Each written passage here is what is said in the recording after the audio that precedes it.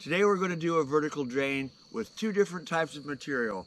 The French Drain Man's pipe as well as ADS corrugated. What we're going to do is use our post hole diggers, dig down below the hard pan and install these two different pipes with a grate on the top.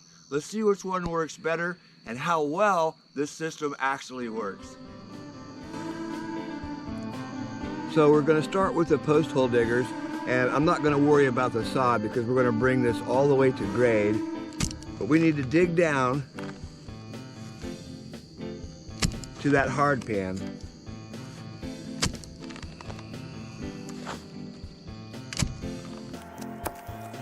Don't forget about live help, video consultation via Skype or FaceTime. We can answer any question, help with project planning, perhaps even find you some labor. Sign up online.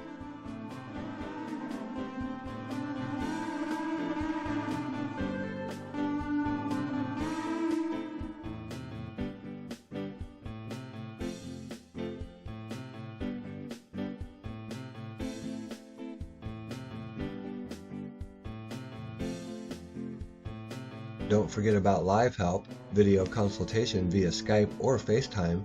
We can answer any question, help with project planning, perhaps even find you some labor. Sign up online.